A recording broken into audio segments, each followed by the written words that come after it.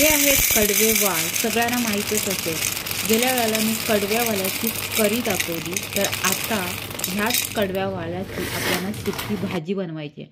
त्यासाठी हे कडवे वाल आहेत ते मी रात्रभर भिजत ठेवले आणि हे सोलूनही घेतले. थोडंसं ह्यामध्ये चमचाभर तेल घ्यायचं, त्याच्यामध्ये बारीक चिरलेला कांदा, सुकं खोबरं, काळी मिरी 2-3, लवंग, दालचिनी, थोडंसं तिखट कमी प्रमाणात खातात त्यामुळे खडे मसाल्याचं प्रमाण कमीच घेतलंय आणि अद्रक, लसूण आणि धणे 1 चमचा.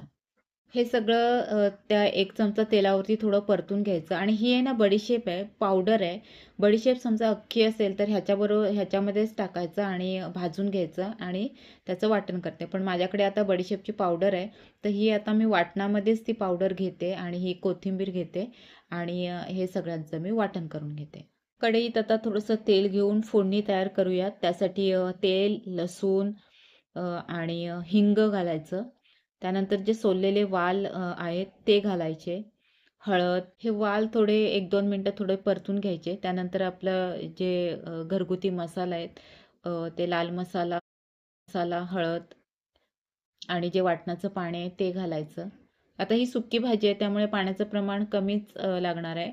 मग थोडंसं जे वाटणाचं पुरतं ते पाणी होतं त्यामध्येच ही भाजी शिजेल. आता थोडा वेळ 5 मिनटं ही भाजी शिजून झाली. त्याच्यामध्ये जे आपण वाटण केले ते वरून घालायचं वाटण. त्यानंतर हे गूळ आहे, 1 चमचा गूळ घालते आणि हे चिंचेचं पाणी. हे दोन्ही घातलं आणि चवीनुसार मीठ घालायचं. हे दोन्ही घातल्यावर ना आपण जास्त करून आपल्या रोजच्या जेवणामध्ये वाटणच घालतो.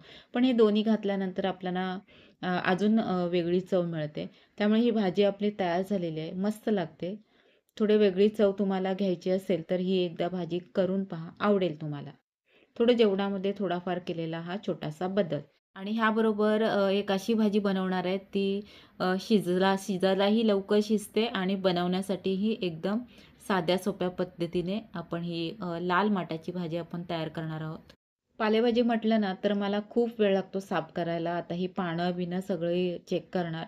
जी खराब पानं आहेत ते मी काढून टाकते आणि त्यानंतर ह्या ज्या पालेभाज्या आहेत त्या मी पाणी घेते थोडंसं, तर थोडंसं त्याच्यामध्ये मीठ घालते आणि ह्या मिठाच्या पाण्यामध्ये मी थोडा वेळ ठेवते आधी ह्या पालेभाज्या आणि त्यानंतर मी 2-3 वेळा चांगले मग मस्त धुवून घेते आणि त्यानंतर ही भाजी स्वच्छ अशी होते. आता हे धुतली मस्त अशी भाजी एकदम स्वच्छ झालेली आहे आणि आता कढईत थोडंसं तेल घेते.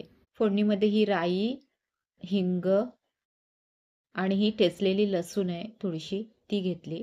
तेलामध्ये परतून घ्यायचं. हे स्टीलचं भांडं आहे त्यामुळे पटकन असं करपतं.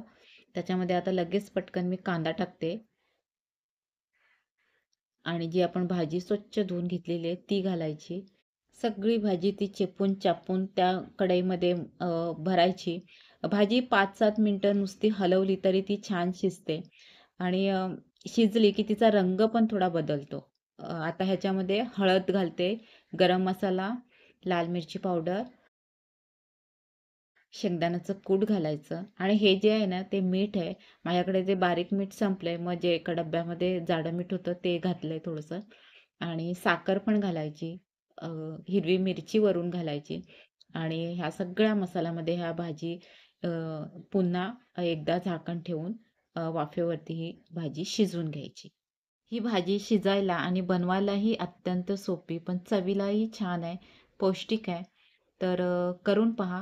ही छान अशी भाजी आपली तयार झाली.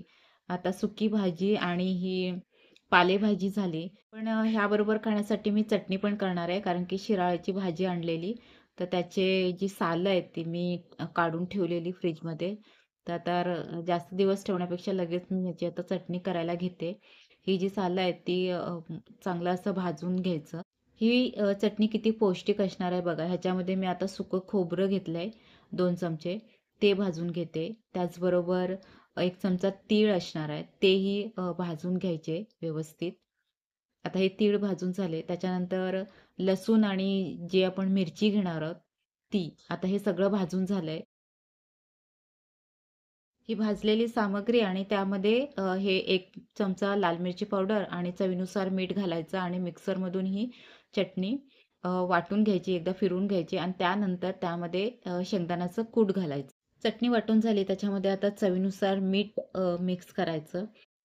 ह्या चटणीमध्ये जे आपण साहित्य वापरले ते सगळं पौष्टिक आहे. त्यामुळे ही चटणी एकदमच मस्त आणि छान आहे. ह्या दररोजच्या जेवणाच्या साध्या सोप्याच रेसिपीज तुम्हाला आवडत असतील तर प्लीज व्हिडिओला लाईक पण करा. व्हिडिओ पाहिल्याबद्दल थँक यू.